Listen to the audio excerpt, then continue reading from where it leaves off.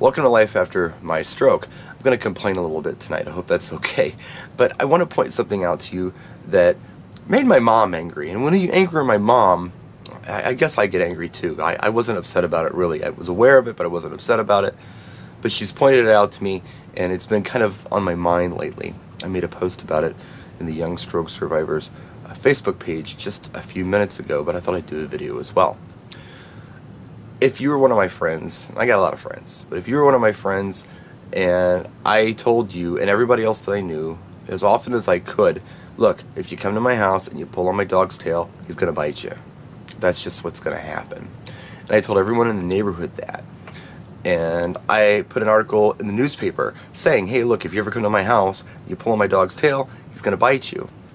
And you come to my house. You've been to my house several times. You've seen my dog. You touch my dog's left paw and it bites you. Wouldn't you have something to say to me about that? Wouldn't you say, hey, Bri, I did not touch this dog's tail. You told me not to. You've warned me not to. I've heard from everybody not to do this, but your dog still bit me. And what if I were to say to you, yeah, sometimes he bites you when you touch his paw too. How would you feel about that? It's kind of how I feel about the FAST anagram from the National Stroke Association face droops. Okay. Arm goes numb. Speech gets slurred. And then T is time. I thought it was take action, but it's time. Time is of the essence. Call 911. This person is having a stroke. Get him to the hospital. The way they teach this, and I knew it. I mean, I'm not a person to follow diseases or health stuff. I'm just not that guy. But I was aware of FAST, and I was aware of these symptoms for stroke before I had my stroke for years, and I think a lot of people are. It's been a very successful campaign, but where I think it's misleading is they make it sound like if these are not the symptoms you're having, you're not having a stroke. It's just what it sounds like. They're not saying it outright. But for me, I got almost kaleidoscope double vision. I got dizzy, and I threw up. Well, none of that comes anywhere close to face, arm, and speech, because none of that happened to me. Yet, I had a massive stroke.